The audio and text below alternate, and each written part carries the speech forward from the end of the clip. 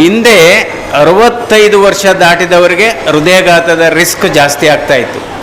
ಇವತ್ತು 40 ವರ್ಷ ದಾಟಿದವ್ರಿಗೇ ಈ ರಿಸ್ಕ್ 45 ವರ್ಷದಿಂದನೇ ಶುರುವಾಗುತ್ತೆ. ನನಗೆ ಯಾವುದೇ ಕಾಯಿಲೆ ಇಲ್ಲ ಅಂದ ತಕ್ಷಣ ಅವ್ರು ಆರೋಗ್ಯವಂತರು ಅಂತ ಹೇಳೋಕ್ಕಾಗಲ್ಲ. ಮೆಡಿಕಲ್ ಸ್ಟೋರ್ಗಿಂತ ವೈನ್ ಸ್ಟೋರ್ಗಳು ಜಾಸ್ತಿ ಆಗಿದೆ ನಮ್ಮ ರಾಜ್ಯದಲ್ಲಿ, ನಮ್ಮ ದೇಶದಲ್ಲಿ. ಸಿಕ್ಕವ್ರ ಮೇಲೆ ಕೋಪ ಮಾಡ್ಕೊಳ್ಳೋದು, ಸಿಕ್ಕದವ್ರ ಮೇಲೆ ಬೇರೆ ಬೇರೆ ಕೆಟ್ಟ ಮಾತುಗಳನ್ನು ಆಡೋಂಥದ್ದು, ಪ್ರತಿಯೊಬ್ಬರನ್ನು ಸಂಶಯ ಪಡುವಂಥದ್ದು.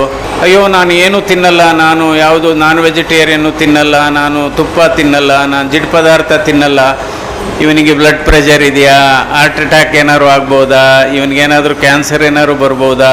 ಅವರವರ ಮೊಬೈಲ್ ಫೋನ್ನಲ್ಲಿ ಅವರು ಯಾವ ರೀತಿ ಸಾಮಾಜಿಕ ಜಾಲತಾಣದಲ್ಲಿ ತೊಡಗಿಸ್ಕೊಂಡಿದ್ದಾರೆ ಅದನ್ನು ನೋಡಿದರೆ ಗೊತ್ತಾಗುತ್ತೆ.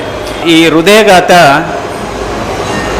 30% ಹೃದಯಾಘಾತ 40 ವರ್ಷಕ್ಕಿಂತ ಚಿಕ್ಕವರಲ್ಲಿ ಆಗ್ತಾ ಇದೆ. ಕೆಲವರು ಮದುವೆನೇ ಆಗಿಲ್ಲ ಇನ್ನೂ. ಮಧುಮಕ್ಕಳಲ್ಲಿ ಹೃದಯಾಘಾತ, ಮಧುಮಕ್ಕಳಲ್ಲಿ ಸಕ್ಕರೆ ಕಾಯಿಲೆ, ಮಧುಮಕ್ಕಳಲ್ಲಿ ಅಧಿಕ ರಕ್ತದ ಒತ್ತಡ. ಅದಕ್ಕೆ ನಾವು ನಮ್ಮ ಹೆಣ್ಣುಮಕ್ಕಳನ್ನ ಮದುವೆ ಮಾಡಬೇಕಾದ್ರೆ ಜಾತಕ ಚೆಕ್ ಮಾಡ್ತೀವಿ.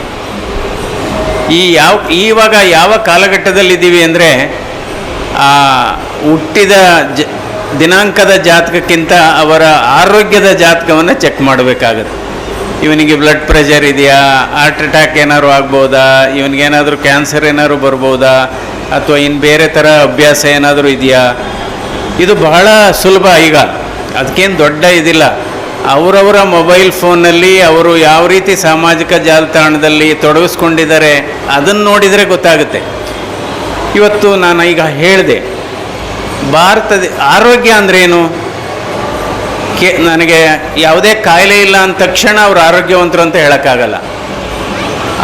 ನಿಜವಾದ ಪರಿಪೂರ್ಣ ಆರೋಗ್ಯವಂತರು ಯಾರಪ್ಪ ಅಂದರೆ ದೈಹಿಕವಾಗಿ ಆರೋಗ್ಯವಾಗಿರಬೇಕು, ಮಾನಸಿಕವಾಗಿ ಆರೋಗ್ಯವಾಗಿರಬೇಕು, ಸಾಮಾಜಿಕವಾಗಿ ಆರೋಗ್ಯವಾಗಿರಬೇಕು, ಧಾರ್ಮಿಕವಾಗಿ ಆರೋಗ್ಯವಾಗಿರಬೇಕು, ಆಧ್ಯಾತ್ಮಿಕವಾಗಿ ಆರೋಗ್ಯವಾಗಿರಬೇಕು.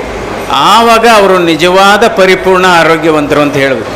ಕೆಲವರಿದ್ದಾರೆ, ಅಯ್ಯೋ ನಾನು ಏನೂ ತಿನ್ನಲ್ಲ, ನಾನು ಯಾವುದು ನಾನ್ ವೆಜಿಟೇರಿಯನ್ನು ತಿನ್ನಲ್ಲ, ನಾನು ತುಪ್ಪ ತಿನ್ನಲ್ಲ, ನಾನು ಜಿಡ್ ಪದಾರ್ಥ ತಿನ್ನಲ್ಲ.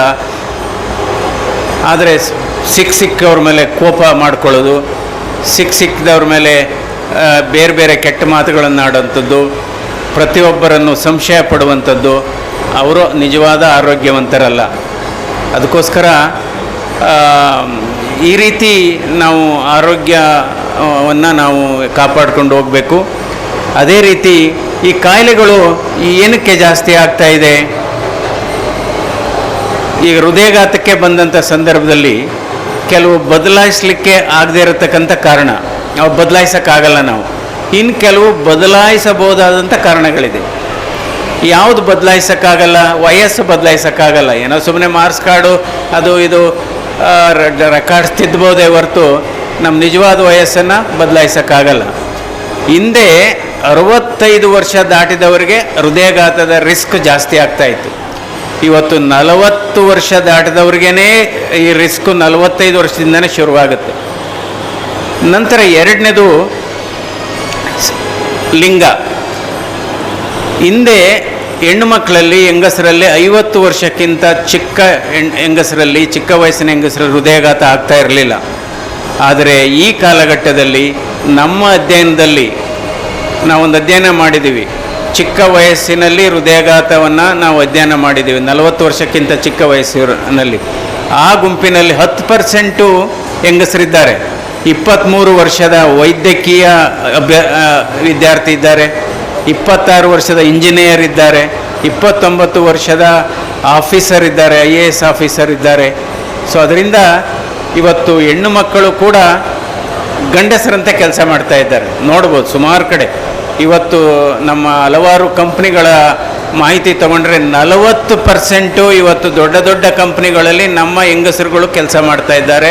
ಇವತ್ತು ಟೆಕ್ಸ್ಟೈಲ್ ಇಂಡಸ್ಟ್ರಿ, ಗಾರ್ಮೆಂಟ್ ಇಂಡಸ್ಟ್ರಿ ಉಳಿದಿರೋದೇ ಹೆಂಗಸರುಗಳಿಂದ. ಟೆಕ್ಸ್ಟೈಲ್ ಇವತ್ತು ಭಾರತ ದೇಶ ಇವತ್ತು ಟೆಕ್ಸ್ಟೈಲ್ ಜವಳಿ ವಿಭಾಗದಲ್ಲಿ ಇದು ಹೆಚ್ಚು ರಫ್ತು ಮಾಡ್ತಾ ಇರೋದೇ ಹೆಂಗಸರುಗಳಿಂದ. ಆಮೇಲೆ ಹೆಂಗಸರಿಗೆ ಇನ್ನು ಬೇರೆ ಬೇರೆ ಸಮಸ್ಯೆ ಇದೆ. ಇವತ್ತು ಮಕ್ಕಳ ವಿದ್ಯಾಭ್ಯಾಸ ಇವತ್ತು ತಾಯಂದಿರ ಪರೀಕ್ಷೆ ಆಗಿದೆ. ಇವತ್ತು ನೋಡ್ಬೋದು, ಈಗ ಮೊನ್ನೆ SLC PUC ರಿಸಲ್ಟ್ ಬಂತು. ಆ ರಿಸಲ್ಟ್ ಬರೋದಕ್ಕೆ 2 ದಿವಸ ಮೊದಲು ಎಲ್ಲ ತಾಯಂದಿರ ಹೃದಯ ಬಡಿತ ಜಾಸ್ತಿ ಆಗಿದೆ, ಅವರ BP ಕೂಡ ಜಾಸ್ತಿ ಆಗಿದೆ. ಅಯ್ಯೋ, ನನ್ನ ಮಗನಿಗೆ ಎಷ್ಟು ಬರುತ್ತೋ ಮಾರ್ಕ್ಸು, ಮಗಳಿಗೆ ಎಷ್ಟು ಬರುತ್ತೋ. ನನ್ನ ಹತ್ರ ಹಲವಾರು ಹೆಂಗಸರುಗಳು ತಾಯಂದಿರು ಬಂದಿದ್ದಾರೆ. ತಲೆನೋವು ಡಾಕ್ಟ್ರೆ, ಎದೆ ನೋವು, ಎದೆ ಬಡಿತ, ಚೆಕಪ್ ಮಾಡಿದರೆ ಎಲ್ಲ ನಾರ್ಮಲ್ ಇದೆ. ನಾನು ಹೇಳಿದೆ, ಏನೂ ಇಲ್ಲ, ಯಾಕೆ ಗಾಬರಿ ಆಗಿದ್ದೀರಾ? ಇಲ್ಲ, ನಮ್ಮ ಮಗನಿಗೆ ಪರೀಕ್ಷೆಯಲ್ಲಿ ಅಂಕಗಳು ಮಾರ್ಕ್ಸ್ ಕಡಿಮೆ ಬಂದಿದೆ ಅಂತ. ಏನು ನಿಮ್ಮ ಮಗ SSLCನ, PUCನ, ಅಥವಾ ಏನಾದರೂ UPSC ಎಕ್ಸಾಮ್ ತೊಗೊತಿದ್ದೀರಾ? ಅದಕ್ಕೆ ಅವ್ರು ಹೇಳಿದರು, ನನ್ನ ಮಗ ಓದ್ತಾ ಇರೋದು ಏನಪ್ಪ ಅಂದರೆ LKG. ನಂತರ ಹೆಂಗಸರಿಗೆ ಇವೆಲ್ಲ ಕಾರಣ. ಇವತ್ತು ಅವ್ರಿಗೂ ಕೂಡ ಇವತ್ತು BP ಹೆಂಗಸರಲ್ಲಿ, ಮಹಿಳೆಯರಲ್ಲೂ ಈ ಕಾಯಿಲೆಗಳು ಜಾಸ್ತಿ ಆಗ್ತದೆ. ಎಲ್ಲ ಸಂಸಾರದ ಎಲ್ಲ ಸಮಸ್ಯೆಗಳನ್ನು, ಸಂಸಾರದ ಎಲ್ಲ ಸವಾಲುಗಳನ್ನು, ಸಂಸಾರದ ಎಲ್ಲ ಕಷ್ಟಗಳನ್ನು ಇಡತಕ್ಕಂಥ ಯಾವುದಾದ್ರೂ ಒಂದು ಬ್ಯಾಂಕ್ ಇದ್ದರೆ ಅದು ಮಹಿಳೆಯರು. ಅದಕ್ಕೋಸ್ಕರ ಇವತ್ತು ಮಹಿಳೆಯರ ಆರೋಗ್ಯ ದೃಷ್ಟಿಯಿಂದ ಭಾರತ ಸರ್ಕಾರ ಇವತ್ತು ಒಂದು ಮಹತ್ತರವಾದ ನಿರ್ಧಾರವನ್ನು ಕೂಡ ತೆಗೆದುಕೊಂಡು ಆಲ್ರೆಡಿ ಇದು ಚಾಲನೆಯಲ್ಲಿದೆ. ಗರ್ಭಕಂಠದ ಕ್ಯಾನ್ಸರು ತಡೆಗಟ್ಟಲಿಕ್ಕೆ HPV ವ್ಯಾಕ್ಸಿನನ್ನು ಇವತ್ತು ಭಾರತ ದೇಶದಲ್ಲಿ ಭಾರತ ಸರ್ಕಾರ ಉಚಿತವಾಗಿ 14 ವರ್ಷ ತುಂಬಿದ ಹೆಣ್ಣುಮಕ್ಕಳಿಗೆ ಕೊಡ್ತಕ್ಕಂಥ ಕಾರ್ಯಕ್ರಮ ಚಾಲನೆಯಲ್ಲಿದೆ. ಅದರಿಂದ ನಂತರ ಒಂದು ವಯಸ್ಸು ಬದಲಾಯಿಸೋಕ್ಕಾಗಲ್ಲ, ಲಿಂಗ ಬದಲಾಯಿಸೋಕ್ಕಾಗಲ್ಲ. ಈಗ ಮೆಡಿಕಲಿ ಬದಲಾಯಿಸ್ಬೋದು, ಅದು ಬೇರೆ ಪ್ರಶ್ನೆ. 3ನೇದು ವಂಶ ಪಾರಂಪರೆ. ತಂದೆ ತಾಯಿಗಳನ್ನ ಬದಲಾಯಿಸೋಕ್ಕಾಗಲ್ಲ. ಇವಾಗ ತಂದೆ ತಾಯಿಗಳು 75 ವರ್ಷ ಯಾವುದೇ ಕಾಯಿಲೆ ಇಲ್ಲದೆ ಬದುಕಿದರೆ ಅದು ಅವರ ಮಕ್ಕಳಿಗೆ ಕೊಡತಕ್ಕಂಥ ಅತ್ಯಂತ ದೊಡ್ಡ ಸಂಪತ್ತು ಮತ್ತು ಆರೋಗ್ಯದ ಉಡುಗೊರೆ ಅಂತ ಹೇಳಬೇಕಾಗುತ್ತೆ.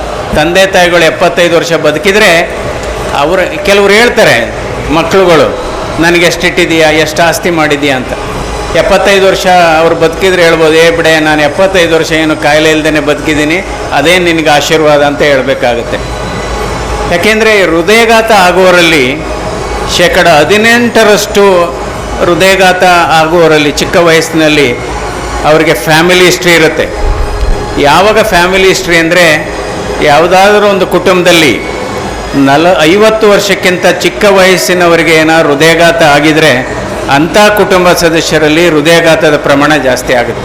ನಮ್ಮ ಅಧ್ಯಯನದಲ್ಲಿ 18% ಈ ಫ್ಯಾಮಿಲಿ ಹಿಸ್ಟ್ರಿ ಇದೆ. ನೋಡಿ, ತಂದೆಗೆ ಯಾವ ರಕ್ತನಾಳ ಬ್ಲಾಕ್ ಆಗಿದೆಯೋ ಮಗನಿಗೂ ಅದೇ ರಕ್ತನಾಳ ಬ್ಲಾಕ್ ಆಗುತ್ತೆ. ಆ ರಕ್ತನಾಳ ಯಾವ ಪಾಯಿಂಟಲ್ಲಿ ಬ್ಲಾಕ್ ಆಗಿರುತ್ತೋ ಇವನಿಗೂ ಅದರಲ್ಲೇ ಆಗುತ್ತೆ. That is the beauty of genetics. ಅದರಿಂದ ಇವು ಫ್ಯಾಮಿಲಿ ಹಿಸ್ಟ್ರಿ ಬಹಳ ಮುಖ್ಯ. ನಂತರ ಆಗ್ಬೋದಂಥ ಕಾರಣ ಯಾವುದು? ಒಂದು ಧೂಮಪಾನ, ಅದೇನು ಈಸಿ. ಧೂಮಪಾನ ಬದಲಾಯಿಸ್ಬೋದಂಥ ಕಾರಣ. 2ನೇದು ಮದ್ಯಪಾನ. ಇವತ್ತು ಭಾರತ ದೇಶದಲ್ಲಿ ಈ ಮದ್ಯಪಾನ ದೊಡ್ಡ ಹಾವಳಿ ಆಗೋಗಿದೆ ಅಂತಲೇ ಹೇಳಬೇಕಾಗತ್ತೆ.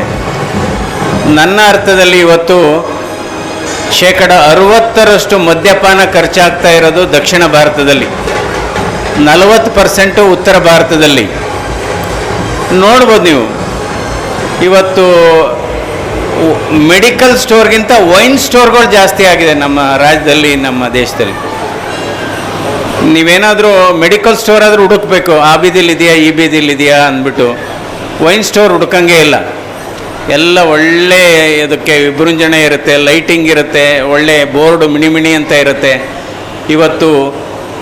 ಅದರಿಂದ ಇವತ್ತು ಭಾರತ ದೇಶದಲ್ಲಿ ಒಂದು ಮಾಹಿತಿ ಇದೆ, ಎಷ್ಟು ಮದ್ಯ ಖರ್ಚಾಗ್ತದೆ. ಮದ್ಯಪಾನ ಕೆಲವು ರಾಜ್ಯಗಳು ನಡೀತಾ ಇರೋದೇ ಮದ್ಯಪಾನದಿಂದ. ಅದಕ್ಕೆ ಹೇಳ್ತಾರೆ ಅವರು, ಇಲ್ಲ ಸರ್ ನಾವು ಸರ್ಕಾರ ನಡೆಸ್ತಾ ಇರೋದೇ ಅದರಿಂದ ಅಂತ. ಇವತ್ತು ಮದ್ಯಪಾನ ಭಾರತ ದೇಶದಲ್ಲಿ ಎಷ್ಟು ಖರ್ಚಾಗಿದೆ ಅಂದರೆ 48 ಕೋಟಿ ಕ್ರೇಟ್ಸ್ ಅಂತ.